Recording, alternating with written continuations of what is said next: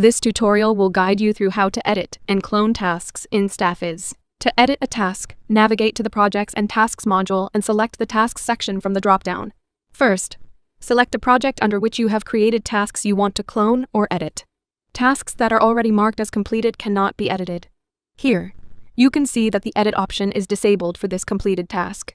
Choose the task you want to modify, click the Action options, and select the Edit button. This will open a form where you can adjust various task details. However, for the tasks that are already in progress, certain fields become non-editable to maintain task accuracy. In such a task, you can't change the task name, project, task type, and start date. The remaining fields are still editable. Once all the required changes are made, click the Update button to apply the changes. Now, let's move to the tasks that are currently pending. In case you want to edit this type of task, you can simply edit everything. Navigate to the More options and click the Edit option. This will open the task page.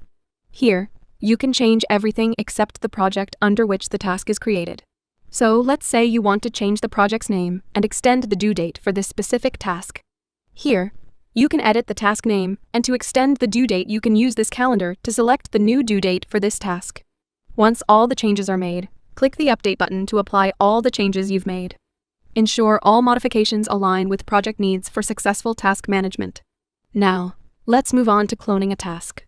Cloning allows you to create a duplicate of an existing task.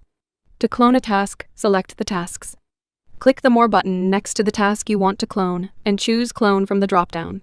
Select the project where you want the clone task to be created. Once selected, you can adjust the task's timeline using the Push Months option. This feature allows you to extend the task's completion date by a specific number of months.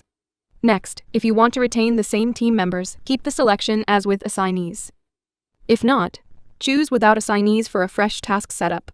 Click the Clone button to create the duplicated task with the selected settings. That's how you can edit and clone tasks in StaffViz. Keep watching for more updates on StaffViz.